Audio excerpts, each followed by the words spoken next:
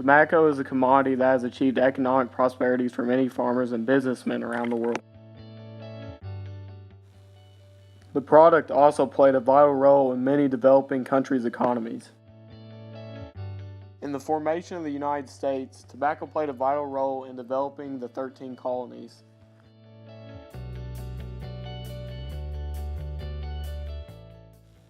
The Americas began mass producing the product.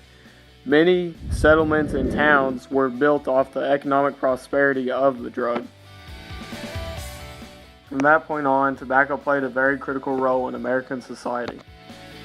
The older population, probably your World War II, that era, because it was so popular back then and nobody knew the health risks from smoking. So, you tend to see it there. The younger generation. Oftentimes, tobacco was glamorized and depicted as a popular trend in society. Particular companies would often establish a macho character. This was very successful in promoting the product. Medical personnel began to notice an increased number in patients with lung cancer. These numbers raised a concern of smoking being an unhealthy habit. In result, numerous studies were conducted prior to that concern. In the early 1960s, news of tobacco causing lung cancer spread throughout the United States like wildfire. After word got out, tobacco companies began experimentation with ads in order to combat the assertions made by the studies. Their efforts were moderately successful, but the product was never as influential as it used to be in American culture. However, business was unaffected in many other countries, especially the countries in state of development. The problem with that is developing countries tend to have inexistent governments and very tenuous tobacco control. But just how at risk are these people? In the United States alone, 443,000 die each year from cigarette smoking. In a study done by Zubair Kabir, roughly 5 million people die each year around the world from cigarette smoking. Other forms of tobacco were not mentioned in the study, but they too can have health-endangering results. In an interview with Colette Johnson, a nurse practitioner at Dr. Bradley's office, she describes the health-endangering effects of smokeless tobacco.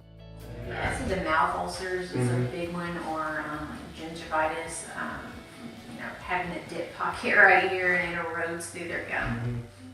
Smokeless tobacco also causes mouth and throat cancer, but the effects of smokeless tobacco are not as greatly numbered as smokable. The most notorious disease caused by smoking is lung cancer. Colette Johnson from Dr. Bradley's office explains the other chronic diseases that occur from smoking. They include COPD, emphysema, and asthma.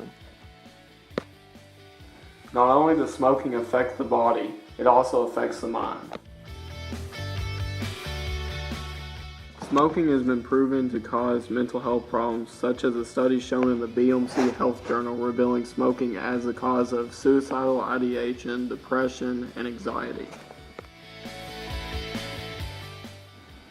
Smokers can also affect the people around them. Studies show in the Journal of Pediatric Nursing more than 60,000 die each year and result from secondhand smoking. In that same study, it revealed 28% of the deaths were children. 379,000 of the deaths were asthmatic heart disease. Secondhand smoke can also affect a child's behavior. A study conducted in +1 found that exposure to secondhand smoke has correlated with depression throughout adolescence. Smoking continues to extend itself to more than just people around them.